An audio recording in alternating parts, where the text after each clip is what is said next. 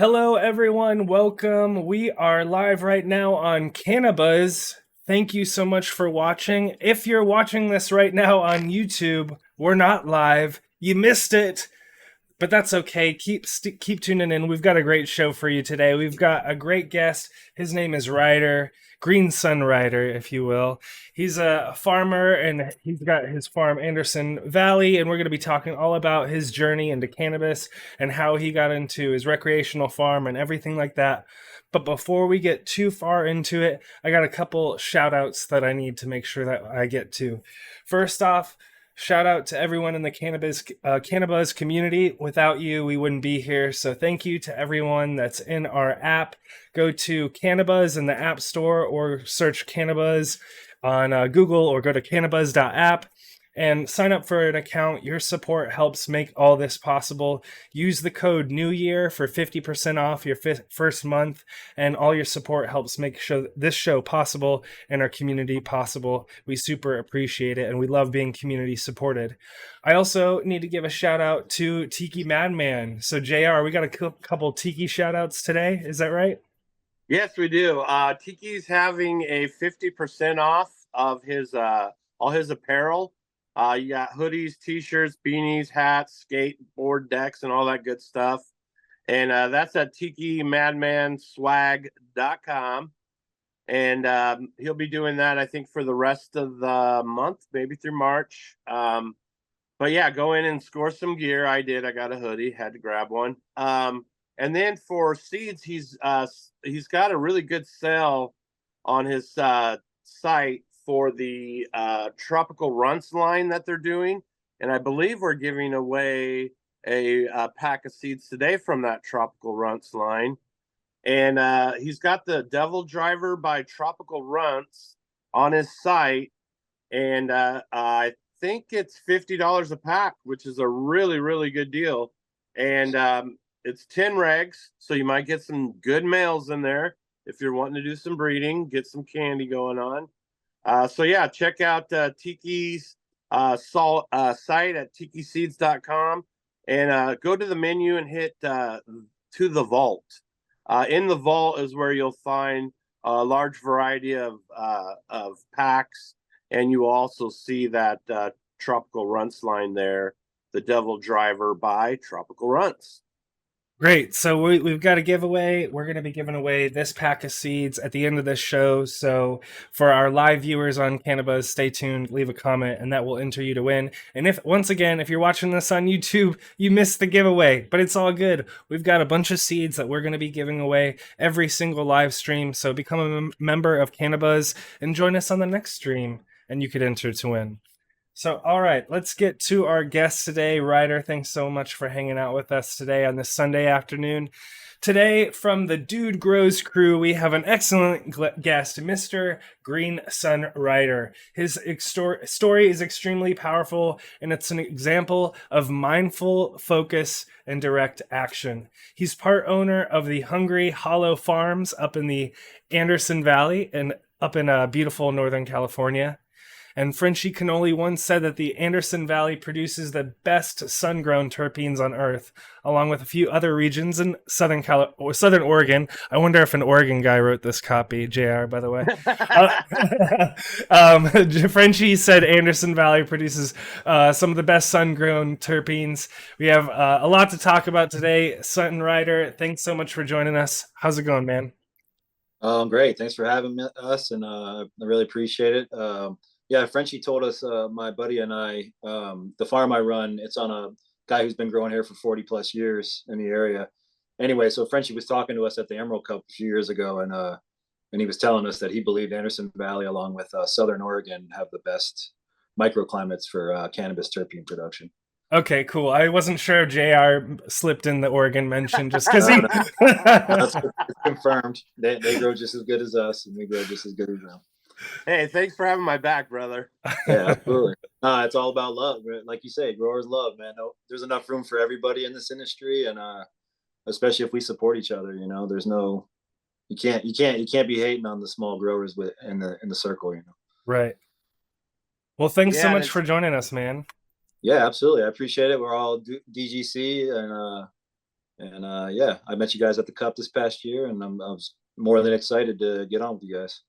Yeah, Yeah. we're stoked. So let's kick it off. Ryder, could you kind of introduce yourself a bit to us? Kind of give us your origin story, kind of in a nutshell. How did you get started on your cannabis journey? Yeah, sure. I mean, originally I started smoking when I was 16 in high school. Uh, Pretty much fell in love with weed ever since then. Been a heavy smoker ever since then. Um, in 2016, I decided to move out to Mendocino, California from St. Petersburg, Florida, to pursue. I wanted to be a sun-grown farmer, and my wife and I were kind of fed up with our corporate lives, and I knew Florida was never going to allow me to do what I could do here in California or some of these other West Coast states because of the corruption and the cost to get in of entry into the industry. So we took our life savings and moved out here to Mendocino. Didn't know anybody out here. Uh, just did it, and basically I walked into the local dispensary here, or one of them, and which is the one I'm in now. And So long story short, I basically met the owner of it. I told her I was looking for work. I would work for free, treat it as an internship if I could just get my foot in the door. Because I had set enough money aside to get through a 6 month to a year process. Um, Not knowing how expensive California is. So yeah, I walked in. I said, like, I'm down. I'm a hard worker. Just give me an opportunity. And lo and behold, her partner, who owns the farm that I run now, and that I'm part owner of now, he needed help because he was behind. He didn't have any money, so I worked all summer for free for him, and like maintaining the plants and all that. And then I basically started getting paid once harvest happened, and he had money flow coming in. And now 6 years later, almost 7 years later now, I'm a part owner of the farm, and I pretty much run it all myself. I have one other guy that helps me, and yeah, so that's basically Wow. the quick That's it. origin story of how I got out here and how I'm doing what I'm doing. Yeah, that's a powerful, powerful story, because a lot of people in our community are just coming on. They're just learning, and that these opportunities are even available. And so in their minds, a lot of people get defeated because they think, how can I possibly make this happen? And like I said, I think it's your mindful focus and your direct action that led you to the path you're in. So you may have these ideas of what you want to do, but unless you actually start physically pursuing those ideas, it's hard to accomplish. My real question is, though, who was first, you or your wife, that just said, F it, we're out of here? Well, yeah, that's a good segue into what I was just going to say, because before I get too egotistical here and say I made this move by myself, my wife is the rock and the reason I made it out here. She's the one who put the finances together, made sure we had a plan, had everything written down, calendar, schedules, how are we going to do this whole thing. She's a super planner, I call her. I'm kind of the idea guy. But yeah, it was me originally. I wanted to come out in about 2011, 2010. I was kind of fed up with life. I knew I didn't want to do anything other than grow weed. And she was kind of in a really good corporate position at the time. 5 years later, she wasn't. So she said, "You still want to move to Mendocino?" And I said, "Yeah." 6 months later, we were on the road. So talk to us a little bit about some of that dispensary work.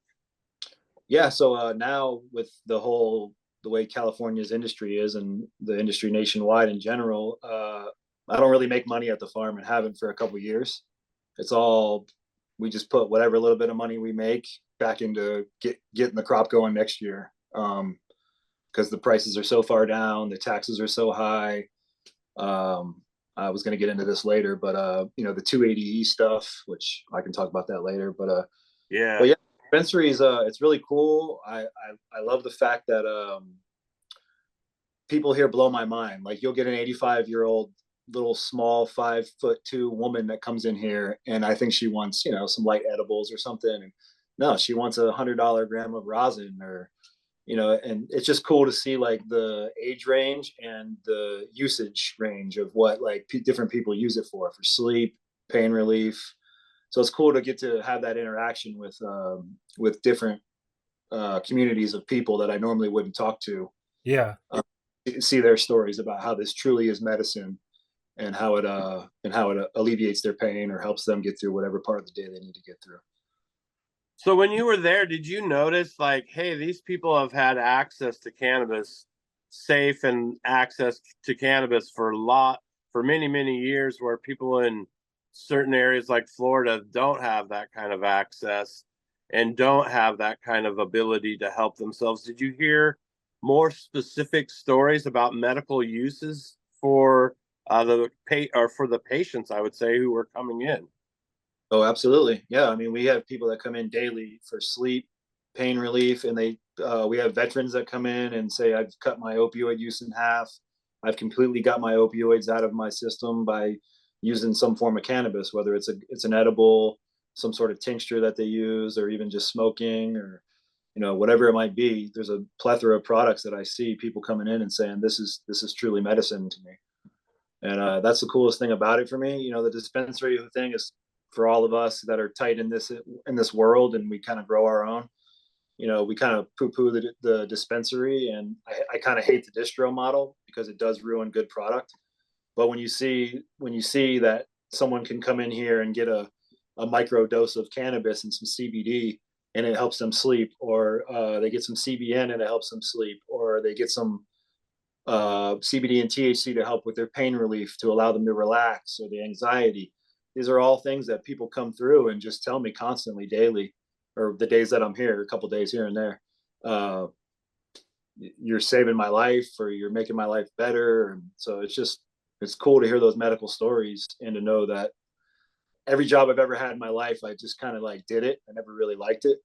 This job I'm like so truly passionate about, because I know my work and my efforts are going into making another person's or many people's lives better. Yeah, Totally. yeah, Yeah, yeah, we that's appreciate great. that. Yeah, and kind of on that note, in terms of hard work, viewers and listeners should know that just before we got on the call, Ryder was talking about, he's like, "Hey guys, I got limited time because we just had a snowstorm and I got to cover things on the farm and things like that." And then smoke alarms go off too. I thought that was um, mine. yeah, so things keep a Well, farmer busy for sure, for sure. and kind of back to that medical note, in kind of shitting on dispensaries, I think, back in the day when we had a medical systems and the dispensaries were serving the community, maybe not serving corporate interests, not to say that yours is, but a lot are. And so we're trying to fight to bring that back. We think people should be able to bring a tested medical product to a dispensary, and be compensated for it, and therefore be able to put money back into the local community. Yeah, I Which mean, go we're ahead. going I'm to sorry. talk about that later too, right? Right. Oh Yeah. yeah, absolutely. Yeah. I lost my train of thought, but It's all good. We'll the go into the next set of questions. We are going to okay, talk yeah. about your farm. Well, we're going to try to talk as much as we can about all the different aspects of your business, but first start out with the farm. So yeah, let's talk about the farm. What are you guys like? Where you're in NorCal? Kind of give people an idea of like where ish that is and what the farm is like and all that kind of stuff. So Anderson Valley is where our farm is located, in Yeah. Philo in Anderson Valley, and that's basically we consider it southern coastal Mendocino County. So we're kind of on the southern end of the county, and then we're on the coastal side of the hill, as we call it. Um, and what that allows for is a great microclimate for cannabis. Cool. One of the world's best Pinot growers. Our region's known for Pinot grapes, and they spent millions of dollars to search the world to find the proper terroir for their Pinot grapes, and that just so happens to be right at the end of our road. Wow. And what's good for grapes is typically good for cannabis. So yeah, what we basically get is we get a fog bank rolling in, and it hits the redwood trees, and it kind of burns off by like the mid morning. So we get cool temperatures at night that allow terpene production and preservation, but then we also get pretty hot days, but not like 115 like over the hill. We hit like Right. 95, maybe 100 occasionally. So it's just a perfect conditions for growing really good cannabis. And are you guys growing directly in the ground, or what's your situation? Yeah, we have some in the bags, but we mostly are mostly in the ground. Um, like our farm personally, we're a Yeah, group of 5 farms for what we're going to talk about later. right, But me right. personally, I like growing from seed in the ground, and then I basically just do my fermentation applications. I don't buy any bottles or anything like that from the store. The only thing Very I cool. buy is recharge. Do Shout you out. do do you do like any kind of soil testing just to see where your levels are at, or do you just trust that through the evolution of the area you're at, it's always good to go? So up until about or I guess the 2022 season, like we spent thousands of dollars on soil tests, uh, properly blended, scientifically blended mixes of dry amendments to hit those proper numbers like you're talking about in your soil. And last year, all I did was throw really good compost, locally sourced compost in, mixed it in, and I got just as good a test results as I've ever gotten on THC, terpene percentages. So to be honest with you, because of the market right now, we're just using good compost, recharge, and then I do all my fermentation applications.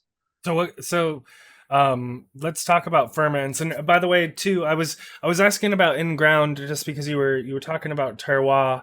And to me, I'm totally on board with everything about terroir. I guess I just have a question sometimes when people talk about terroir, but then they're growing in a bag, and I'm like, are you really tapping into the? I mean, you're obviously benefiting from the microclimate and everything Yeah. like that, but you're not like tapping into the actual dirt of the area. And the Yeah. So indigenous microorganisms, brother. Right, right. yeah, absolutely. So we didn't really talk about this in our pre kind of meeting, but there's an organization here locally called the Origins Council, and they're working on the appellations for the area, and I think for the whole state eventually. Yeah. But yeah, to the basic rules are going to be to receive that appellation certification or whatever you want to call it on your brand. You're going to have to be in the ground, and I believe no plastic. There was another stipulation, but it was definitely in the ground, which I agree. True terroir comes from. We have a lot of clay on our soil here, and those type of things. Like we can amend that soil and work that soil and apply good compost to it to make it better. But for the most part, that terroir comes from the soil as well as the atmospheric environment. Yeah, it's everything together. Yeah, and shout out to the Origins Council. Highly suggest especially if you're in California, follow them on Instagram. They post super interesting stuff. But let's talk about those fermentations because it sounds like that's kind of like your secret. You got some stuff up your sleeve because you're just adding some Yeah. compost and some fermentation. So what are you up to? Yeah, truth is no secrets. Everything I've learned is public knowledge from I've taken Chris Trump's classes, intensive classes. If you know I'm sure most people know who he is. He's the KNF guy from Hawaii. I've actually been through the actual Master Cho and his son and daughter's classes in California and Oregon a couple years ago. So it's basically just learning the Jadam, the KNF books, and applying those to my rather than going and buying a calcium supplement for a lot of money. I make my own. I don't know if you guys know who World's Last Hope is on Instagram. I've taken his class, and he's pretty calibrated towards cannabis with KNF rather than just general. Yeah. He's super knowledgeable, and I've learned a lot from him. And yeah, like I mean, I'll forage horsetail, which is a local plant here in the area. You can find in like moist areas in the forest. I'll take that horsetail. It's the highest, densest amount of silica, I believe, in any plant in the world, or up there with it, with the top three or whatever. So then you just ferment that with a 1-to-1 weight of brown sugar. So if you have 5 pounds of horsetail, 5 pounds of brown sugar, mix them together. And then the smaller the material, the better to get better breakdown. So I usually chop that stuff up. You just let it ferment for about a week, depending on your environmental temperatures, 7 to 10 days. Strain off the liquid, and now you have a super high silica, super Wow. bioavailable to the plant, a concentrate. And then I'll do that with horsetail. I do it with bamboo. Bamboo is a high silica. I do that with persimmons that I just got off a friend's tree last month before they all dropped. I took them all in because they were a little overripe, fermented them with brown sugar, and now I have a sweetener for my flower time. Wow. That's so Uh, cool. yeah, bananas. We do it with fish. Like in April this year will be my 1 year mark for my fish amino acid extraction to happen, because it usually takes a year to get a good quality one, where it's fully broken down. So yeah, just fermenting things, making them super bioavailable, and then again, not to beat a dead horse with it, but the recharge, I feel like. Oh, we lost no. him for a second there. Oh, It kind there of you're just back. allows me to not have to worry, because I know even my buddy who I work with, who's grown here for 40 years in the area, he told me over the last 3 years, this is the healthiest he's ever seen his plants. Like usually there's always That's cool. one plant, two plants that are off, not doing so well as the others, or they have some kind of nutrient issues or something. I hit recharge once a week, teaspoon per gallon, and everything's green, everything looks great. So I just kind of use it as a backup, basically. Yeah. Yeah, Well, totally. yeah, because you've got all that goodness stored up in the soil, and you need something to make it delivered and available. And the recharge is really good at that. So, kind of moving on a little bit, let people know what it's like to be completely off grid as a farmer, and maybe talk a little bit about the generator cells that are going to become illegal after 2028. You can own one and operate one, you just can't buy a new one. And so, can you talk about that a little bit? Sure. Yeah. So the farm is completely off grid. That means we have no connection to the power grid. We have solar system, a small solar system now that the guy who owns the farm, he lives there. That's his place of residence. So he has a small solar system for that. We have a big propane generator, and then we have several like 7,000-watt Honda generators. So as you said, the generator sales are going to be going away. They're also on cannabis county-wise, they're actually imposing, I believe, I always forget the year, but it's either this year or next year or 2025, one of these next 3 years. You have to have all gas combustion generators have to be gone. So for us, that's pretty much, we can't harvest, because that's all of our drying power. That's all of our, everything once we cut the plant, all those processes that we have to do. So with that in mind, the state has given access to money for some of us small farmers through the local equity entrepreneur program, or LEAP program. And so we're going to be getting an $80,000 grant through that program to build a solar system, which will allow us to replace our generators. Awesome. For all that drying and curing and stuff. However, that's a whole nother conundrum that's going on right now in our county.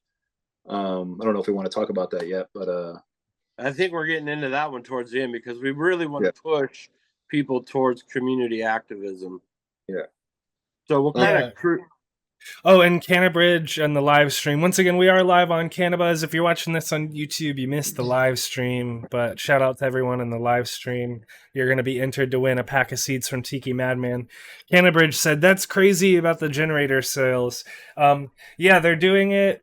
California is doing this to try to cut down on pollution, essentially, because of all the exhaust basically from all these different generators and leaf blowers and all this kind of stuff. So that's kind of the why behind this thing is happening right now.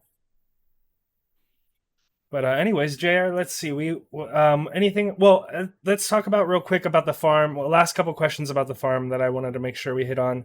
Are you growing from seed or from clone, or what's your situation there? So our specific farm is completely from seed.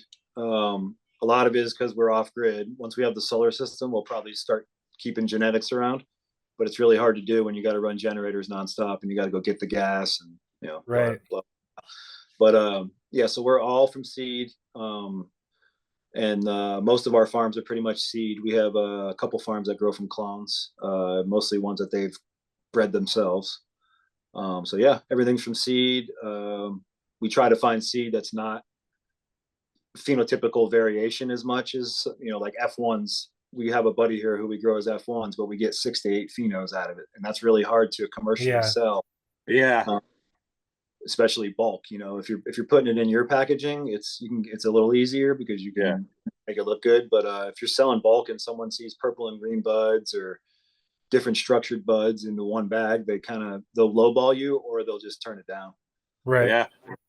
And last question that I had for you was to give people an idea of how big the farm is, because you're doing all this really cool stuff, and I don't want people to discount. Oh, he's doing fermented things on 12 plants or whatever. Like how big is this farm that you're talking about? We're 10,000 square feet, but we're pretty small. That's our license, 10,000 square feet. Yeah. So about how many plants on Don't have- average are you doing in the summer? We do 137 plants. They're like 2-pound plants. Nice. Yep. Nice. Nice. So I do all that myself. Wow. that's Nice. a lot of work. That is I got one lot guy of work, who helps my me a friend. couple days a month. But other than that, I do all the spraying. I do early in the morning. I do all the spraying. I do all the feeding. Yeah. Beautiful in the morning, though, huh? When It's amazing. When the birds are jumping from plant to plant, dropping the dew, it's just gorgeous. It's an experience in itself. The morning sunrise on a outdoor farm it's fucking phenomenal. So now let's talk about participating in the Anderson Valley Reserve, which is the brand of the co-op of farms that you participate in. So just to kind of make that clear, the Hungry Hill Farms is your farm, but you're part of a co-op, and the co-op's brand is Anderson Valley Reserve, right? Yep. Yeah, we're a group we started out. So my buddy Hugh Freeman, that's my buddy that I farm with, who's been around for a long time. He is the brainchild of Anderson Valley Reserve. So he basically communicated to all the licensed farmers in Anderson Valley, I don't know, over 6 years ago now, and said, look, we need to build something, because if we try to white label sale, if you just look at any business entity in this country and you try to bulk sale anything, like especially agricultural, farmers don't make anything. Yeah. So you need your own branded product. So it was kind of his brainchild. He reached out. We had about 30 people come to the initial meeting. Now we're down to a group of 5. And yeah, we're all just individual farms in the valley, all 10,000 square feet. A couple do light depth, but most of us do full term. And yeah, we used to be in about 20 shops in LA. COVID happened, so we kind of lost all that. Now we're focusing on Northern California here in Sacramento area, in the Bay Area. And yeah, we're just slowly building it back up. And so we had a question from CannaBuzz in the chat. He asked if you guys raised capital, like outside money, to get started, or was this kind of all out of pocket, or friends and family, or how did that kind of get started? So mostly everything's been out of pocket. We have initially, when we got together, we were discussing opportunities and what we should be pursuing, and we thought about pursuing a money investment, but luckily, in hindsight now, we're glad we didn't, because most people who did either failed or they couldn't pay their investment back in some form. So we're glad that we've kind of done it the poor way, as we call it, just our own money. Just make it happen, do what you can wherever you can, and it's put us in a better position, we feel like, today. Even though we're not really making money as a farm, we're building our brand, and we're hoping that in the coming years that brand will have recognition, and pricing things will turn around, and we'll be able to keep that brand strong. Yeah, when you're in the thick of it, it can feel like it's kind of slow and steady wins the race kind of thing. And it's you kind of question it. But then if you live long enough, you see all these people, they just burn through all their cash, and then they end up going out of business or selling themselves for hardly any money or whatever. So, yes. I think the way that you guys are going about it is the right way to go. Yeah, I agree. I think really slow, but yeah. I think that interview we did with Colin, where he said, in your trajectory of business, there's that absolute fork in the road. Either you decide to go, like you said, the poor route, which is what me and Sam did, or you go and look for outside money to bring in, and then you're inevitably bound to those agreements, and you could potentially not only lose your business, but your intellectual property as well. So I think a lot of people look at the short gain, and like Sam said, they don't look at the the bigger picture, the longer journey. So now you're within a 4-county area basically that produces cannabis in that area, and you mentioned in your region, because you're up in the mountains and it's kind of a little bit out of there, that only 1% of the license issues in your area are in your county, your specific county.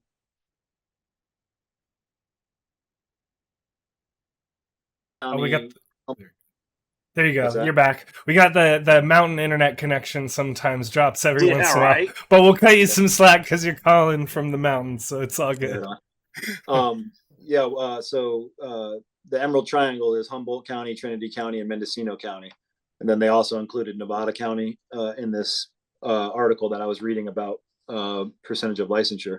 Humboldt's at like 63% of their 800 and some licensees that are provisional have become annual, meaning they got their actual full state license and county license. Trinity and Nevada County are like both 17 to 23% have been issued. Mendocino County is less than 1%. So of 642 people trying to obtain a license to cultivate cannabis in this county, only less than 1%, I think it's 12 farms, have gotten their licensure.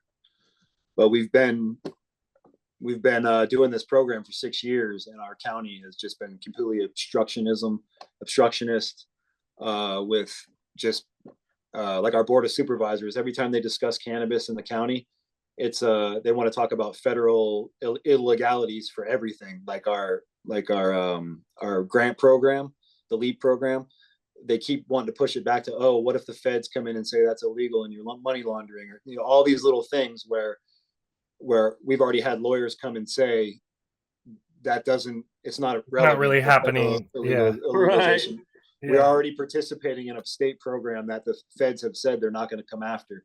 Right. So, there's just all these little things that our county and our board of supervisors are being obstructionist about, and we believe that it's intentional. And there's our local organization, Mendocino Cannabis Alliance, has sent a letter to Governor Newsom and Senator McGuire, who is our representative, about this issue. We're hoping something's going to happen, but yeah, we're kind of at a point where we just don't know what to do.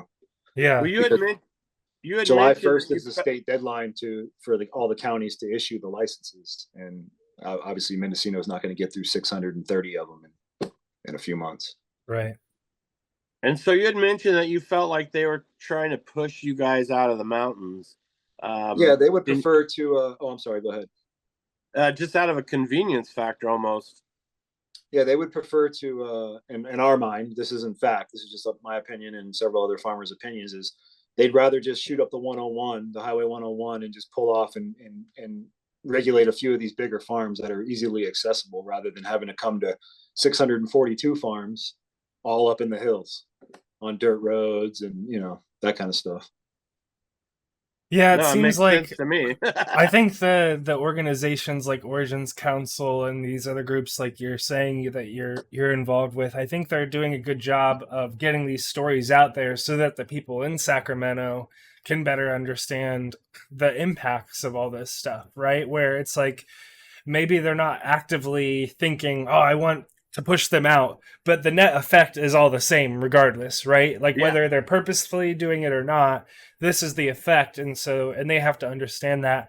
And I will just note that it seems like that the state, at least there has been some improvement. You're seeing like they're trying to kind of open up. It's not nearly fast enough, but they're definitely changing things here and there. And then I also wanted to note too that the College of Berkeley, the Cal State College of Berkeley, they have a cannabis research group, and they also issued a series of recommendations, and they highlighted a lot of these same sorts of issues. So I'm hopeful that we will see change, but it's obviously not been fast enough. We're 5 years into recreational legalization. It's not been fast enough. Yeah. No, I think they're just now talking about cafes and smoking lounges. Yep. Yeah, that's our kind of thing up here is, as Q said, it's it might not necessarily be intentional, but from our perspective, this is the mecca of. I mean, this is why I moved here, is because this is the mecca of growing cannabis in the world Right. to me. And had like Humboldt County and Mendocino County and even Trinity County's municipality people, like their staff, really embraced the industry, we would be a thriving community right now. Yeah. Instead, we're a community in economic decline. Exactly. And you know, we should have smoking lounges, you know, all throughout this area where tourists come to spend time anyway. So why not have the ability for them to do these things like consume cannabis? Exactly. You mean kind of like a winery where you can go and sample the wine? Yeah. You know what I mean? Yeah, kind of just exactly like the Napa and Sonoma wine regions. You know what I mean? Why doesn't the Emerald Triangle become the same exact thing? You know, it's just a little bit further up the 101. Yeah, absolutely. Well, cool. Well, let's switch gears a little bit. Well, we touched on kind of local legal action and the city councils or anything like that. Are there any other kind of notes that you wanted to make about kind of that just experience and interactions that you've had on a local level? Because everyone out there, you know, that's listening and watching, they should understand that California, the way that we legalized here in California is we gave the power over to the local level. So the city, effectively, the city council and every rando that calls in to complain about whatever BS, they get to control what happens in their city in terms of cannabis businesses. So I just wanted to make sure that people understood that kind of going into this combo. Yeah, we have neighborhoods here in my county where they've actually excluded cannabis growing. Totally. They don't allow it in neighborhoods. Yeah, and it's a different at a county and a city level. And like I live, there's like a part of a road near me that's the county and it's not the city. And so technically, if you lived on like that block, you're not allowed to grow cannabis in the same way that you can in the city. You know what I mean? Yep. Yeah, can you talk a little bit about the difference between council meetings versus a board of advisor meeting? What's the differances? And so board of supervisors are the are for the county of Mendocino. So that's the board of supervisors, and they're the council. But then we also have our local, you know, city council. But the board of supervisors they control. Well, not control, but they're the ones that debate and move forward or hold back cannabis stuff for our county. For the whole county. Yeah. And now you also had mentioned like about just the kind of the decline of the economy because people aren't able to produce in the way that they used to be able to produce. Can you kind of talk about Garberville a little bit and is it kind of like one of those timber towns of the past? Yeah. So if you want to read the article, I think it was on sfgate.com. And you can find it on their Instagram too. But in that article, the Southern Humboldt Business and Visitors Bureau quoted that 90% of Garberville's economy was down, according to them. And they're saying that it's because of the small farmers being pushed out of the area, or if not pushed out, forced out because they can't grow anymore. Because as JR was talking about earlier, in California specifically, our Prop 215 was our medical proposition, and that allowed you to grow, like our county allowed you to grow 50 plants, and you could basically backpack that into a dispensary and sell it to them and get your money. Whereas now, and the only thing I would add to that was we need laboratory testing for that. But other than that was a great system. Yeah. Whereas now you have to go through a distro model, and everyone who was able to do those small mom and pop operations had to have hundreds of thousands of dollars to get into this new system. Right. Compliance and all that. Yeah. So all these people moved out of the area, tried to find new jobs maybe. But yeah, I mean, Garberville's down 90% economically. We're down. I've talked to several hydro shops in our area, and they say they're down 20, 30%. The one hydro shop over the hill that I go to, I've been seeing ads from them on Instagram and basically selling all their soil bags at cost, just to get rid of them. Yeah, we don't, like, for me, I used to have 3 or 4 grow shops around me. And the next town had a couple, but now I have to travel like, I don't know, about a half hour, 40 minutes into the city to find a decent shop that I can get what I need.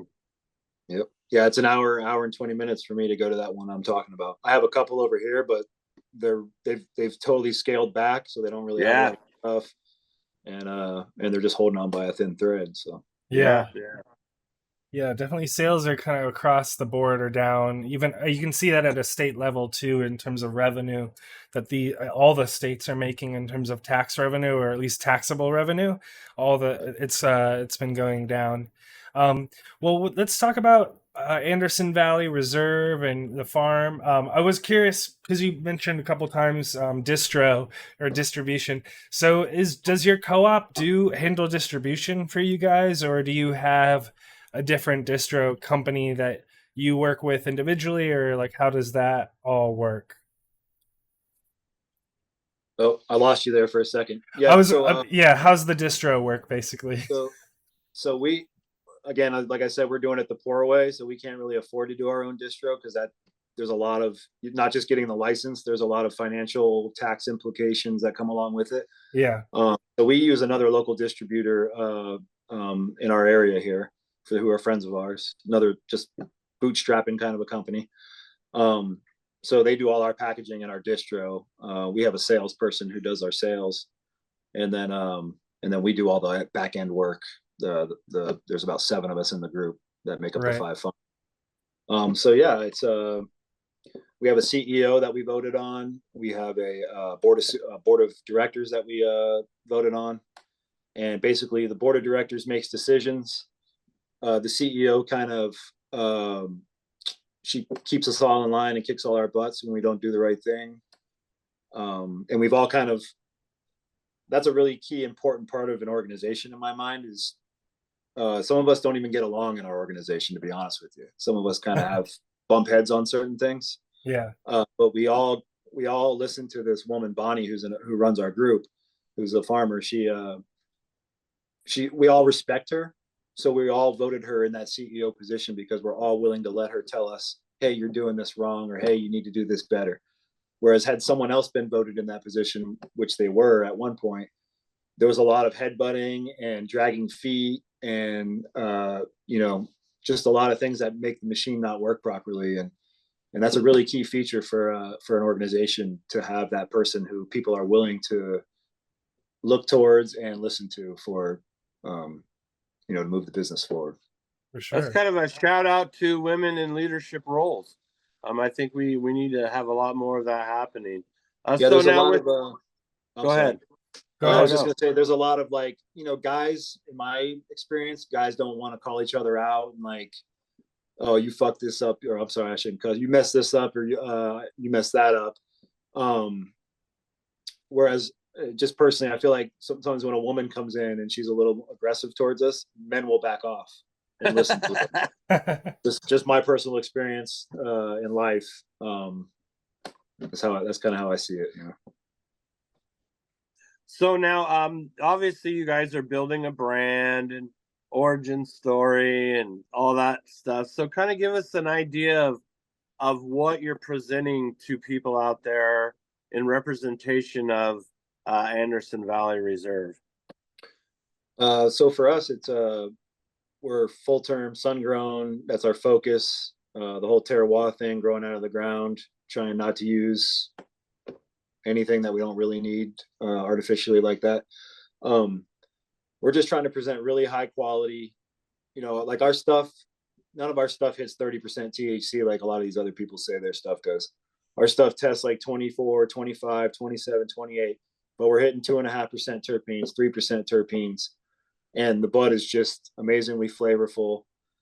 And we're trying to push the sun-grown message as true medicine. Whereas, like, I don't hate on indoor or anything like that, but for me, what comes from the sun, and actually on Instagram this morning, I saw some posts from another sun-grown farmer about some lab results that's showing that sun-grown cannabis actually produced the secondary and tertiary metabolites better than indoor. So indoor, you can push THC high, and you can even make it a little prettier. But with sun-grown, I feel like you're getting these things that the laboratories aren't really testing for yet that make it true medicine. And that's the message we want to push as Anderson Valley Reserve, that sun-grown is just as good as any other weed out there. We think it's better, but we'll say it's just as good because we don't want to argue with, we want to keep the community together. Yeah, I love it. I love it. Yeah, because there's, like you said, there's room for us all. But I think another point about sun grown, especially if you are earth grown, if you're coming with roots straight into the earth, I feel like your opportunity for providing what nature has given us in the evolutionary path of cannabis is greater than what we're trying to mimic in cocoa and bottles of organic or salt, whatever you're doing. Yeah, and as the laboratory testing gets better, we'll see that come to fruition with these secondary and tertiary terpenes and flavonoids and esters and all these things that are not on the laboratory results yet, but will be eventually as the testing gets better, and will show that sun-grown has. Yeah, I think that it's really important that we continue to educate the consumers and just try to knock down this bullshit sentiment that that outdoor sucks, basically. Yeah. Or that outdoor is lower quality. And of course, there's a whole spectrum, just like there's a whole spectrum of indoor weed. Like we've all gone to dispensaries or places where they don't really have their shit together in their grow, and you get their indoor weed and it still sucks. So there's people can grow sucky weed in all, in all grow forms all or whatever. facets, right? Yeah. Yeah, and the sun-grown regions that grow are never going to be able to supply the whole country. So, to say that indoor shouldn't exist is just it's an illogical statement, because you can only grow in the sun in certain parts of the country. So some people have to grow indoors. Totally. No, yeah. And I would say the thing I think is an obstacle for sun grown and a lot of big outdoor places is drying and curing. I think if you get the drying and curing down, I've had outdoor that we've produced that came out early, and it was dried and cured in such a way when we brought it into the dispensary, they didn't know. They didn't know it was outdoor. They thought it was indoor, because we dried it and cured it in a way that it was able to be presented in a way that was like outdoor. You can grow the best weed in the world. If you don't dry and cure it properly, it's shitty weed. Totally. Yeah. Sorry, I don't mean to keep cussing. I apologize. Oh, it's okay. We cuss here too. I was going to give a shout out to our friends at Grove Bags. We'll be talking about them more in future episodes, but we've been using Grove Bags for curing, and it's just super helpful to keep in that right kind of moisture content, and also save space. How do you guys handle drying and curing your stuff so that you don't ruin that great harvest that you just, or that great product that you just spent weeks and months working on? Yeah, I'm actually looking into buying the Terp Block bags in the future for our trimmed up pounds from Grove. Nice. I haven't pulled the trigger on them yet, but in general, we use our dehumidification once we hang everything, and we use basically Connex shipping containers. So we have cages in there where we will hang our branches, and we have dehumies and air conditioners running in there. But then we also use the Integra Boosts. They have specific shipping container little hangers that that's cool. They use them for sending like stuff overseas on boats. They'll put these in the shipping container to help with the humidity. So we use those, and those alone, even without dehumies, they'll keep even when it's raining outside, it still won't go over 70% in there, which is still too high. But for nothing to be running there, then we'll just put the dehumie in there to bring it under 60.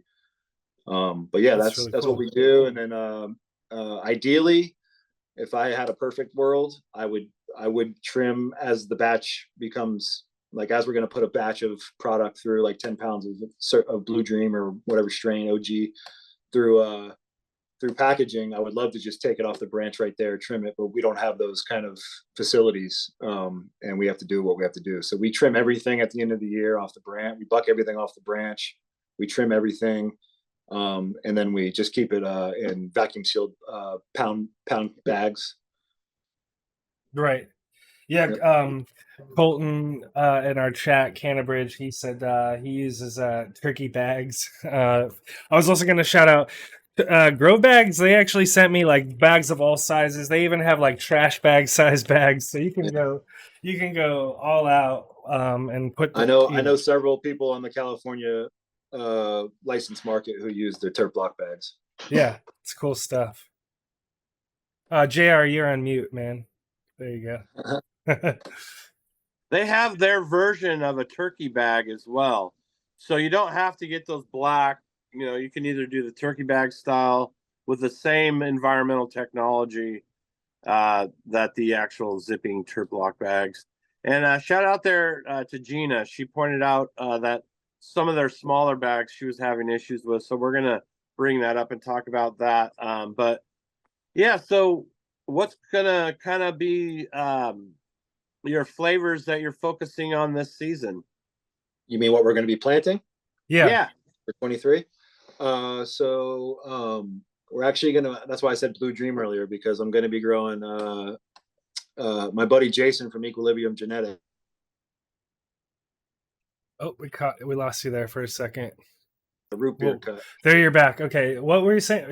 We lost you when you said your buddy. Oh, so my buddy Jason from Equilibrium Genetics. He has a Blue Dream, old school Blue Dream to Mean Gene's root beer cut that we're going to grow this year from seed. Really excited about that one. Blue Dream is the best selling bud on the California licensed market for like the last 6 years, even though everyone hates it. I know, that's what the thing is. Like, yeah, people hate on a lot of these classic strains, but you got to look at the data, like from Headset and others, and they show that these classic strains sell. If for those of us that aren't familiar with root beer, what's that supposed to be like? Because I don't really know much about it. I just know that people got to have it. To be honest with you, I haven't smoked it, haven't grown it. I've just been watching Gene and his partners and the people who have grown it. I've just been watching it on IG. But I can look it up, but I forget exactly what it is. Does it look really good or something? Or what's the hype? It looks amazing. Well, to me, Mean Gene's the best breeder I've ever met. His palate and the way he can pick out notes of flavors out of a bud when he smells it or smokes it is just, it's unmatched. And so I've always loved growing his genetics. I've grown his lime pop before, so I just know he's going to have great terps in there. I don't even need to have tried it before or anything. That's cool. He's an amazing breeder, and I just love growing his stuff. Yeah, JR and I got to meet him at Emerald Cup. We talked to him for a little bit. That was really cool. Yeah, he's awesome. So what else are you growing then? So we're going to be doing Gazerpal, which is a Humboldt Seed Company strain. That's going to replace our Hella Jelly this year as our sativa dominant. And that's a macaroon to potty mouth. So it's going to be kind of creamy and gassy. So I'm excited about that one. We'll be growing more of the Lemon Fire because that's my buddy's strain. That's the Fire OG and Lemonhead and Headband. That's probably like my all-time favorite strain. We'll probably be growing the I Am Melon again, which is a Legend OG to Watermelon Skittles from Purple City Genetics out of the Bay Area. That one's just super Skittles kind of flavor with a little bit of funk to it on the back end. And everybody loves that Skittles, that flavor profile. How's it produced? No, nice big colas. Yeah. Nice. I think we got like 2 to 3 pounds of plant last year, and we're not as big as a lot of other people in the region here. Some people can grow 10, 15 pound plants here. We're tucked down in a forest and a gulch, so we don't get as much sun as everybody else. So we produce like 2.5, 3 pound plants. No offense, much more manageable. Yeah, that's the thing. Like, it's really cool to grow these like 25-foot tall plants that produce like 20 pounds. But when you're talking commercially, you're talking about orchard ladders, getting up and down that ladder every time you need to deal with a different part of the plant, and it starts eating up your time. Yeah. Oh, yeah. So it's a cool concept, but a lot of people here have moved to smaller plants and more of them so that they're more manageable. Makes total sense. I learned I had a Tangyland and Strawberry Fields, and they were like 14, 15 feet tall. I remember that. Yeah. Even tying them down, we'll still get them 15 feet tall, Yeah. 15 feet wide. Right. Totally. So real quick, since we're running out of time, I did have a question on the strains part. I'm just kind of nerd and I like this question, Sure. But how did you guys choose what you're going to grow? Like, because you only have so many strains and that you can grow. And I kind of sit down with a notebook and I start writing names down and stuff. Like, what went into that sesh? So when I first started on this farm, we grew 45 strains. Oh my God. Because the idea was to have a bunch of small batches for variety, because that was during 215 days, where my boss's dispensary that I'm at right now, they could supply a very wide variety of selection from his farm. Now we only grow about 4, maybe 5 strains. We do grow a CBD strain that we really like every year, so we always do that one. But then we'll do like 4 THC strains. And choosing, my buddy really likes sativas, and I like gas. So we always have to do sativas for him, and we try to find ones that finish early because of our, again, being down in the forest, we get mold problems when October hits. Yeah. So we like to find stuff that finishes by the first week of October or before. That Gazerpal will finish that first week of October, so I'm excited about that. Yeah, so it's basically just it's flavor. It's flavor. I agree. Nowadays, most of the breeders are putting out pretty good genetics, so I don't really worry about yield for the most part. Yeah, and one of the things, you know, that I really appreciated when we met Ryder and when we were hanging out at Emerald Cup and just talking to farmers is people, when you're growing outdoors, understand that just some strains are going to work better than others given your situation. And your point about when harvest time and all that kind of stuff, I just think is somewhat our viewers should take to heart when they're thinking about their outdoor grow, because there's just a difference between some stuff works outside in your area and some stuff doesn't, and that's just the way it is. I have an African haze strain that we grow. It's my buddy Jason from Equilibrium Genetics. I've left that out in the rain for 12 days of hard rain, flopped all over the place, big colas, not a speck of mold on it. And I didn't harvest it till November 1st. Because I just didn't have room to put it in my drying room because I was all filled up. Other strains I've had, as soon as September finishes, they mold out immediately. Yeah. So it's important to understand the genetics and how they work in your environment for outdoor, especially. Yeah, we kind of push that message about, you know, you might think, oh, I want to grow cookies or I want to grow G Kush, but if you're in a backyard or an outside greenhouse situation, you need to make sure the genetics that you're running are going to perform in the environment and the time, like you said, the time frame that you have to produce. Yep. And that being said, that cherry paloma that I'm working with right now does really well outdoors. I grew it at the coast. I grew it in the valley. Cool. If you're interested in a cut, just hit me up, brother. Yeah, absolutely. Yeah, I'd love to try it here. And I actually live on the coast, even farther on the coast than the farm. It's about an hour and 15 minutes from my house. And at my house, it's pretty much mold city. You can't grow anything. Right. And, so I'm always looking for genetics that can get me a crop on my personal property. Nice. Well, Ryder, I know we're wrapping up towards the end of things here. So let us know, what kind of events do you guys got planned, or do you think that you're going to hit up this year? We go to our dispensaries and do like Meet the Farmer days. We try to do each shop once a month, where one of us will show up for a couple hours.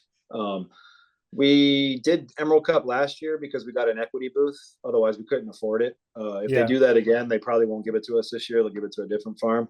So I'll probably be at the Cup just hanging out this year. But yeah, we're a small group of people who are farmers and running our own businesses, so we don't really get out to many events as far as a company. But I'm always hanging around the sessions and in the cups and stuff like that. So does that mean I will not see you at the Dude Grows Cup this year?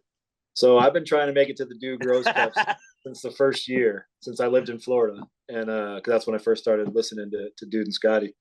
I had plans this year to make it. I'm not 100% sure. I'm really going to try.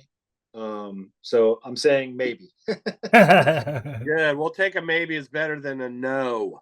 Yeah, no, I've been wanting to make it forever, and life just seems to keep happening. So I might just have to just bite the bullet and go. I'm with you, man. I'm with you. I'm hoping to make it myself as well. Well, Ryder, where can people follow you online? Do you have a website that people should check out? Like, plug all the things, basically. Yeah, so our business-wise for Anderson Valley Reserve, it's just AndersonValleyReserve.com. You can find most of our strains on there, stories about each individual farmer and stuff like that. Our IG is Anderson_Valley_Reserve_, I believe, because the whole IG game, we've had to change names. Then my personal IG is Green Sun Ryder. It's just the name of my company, Green Sun Consultants, and my name Ryder.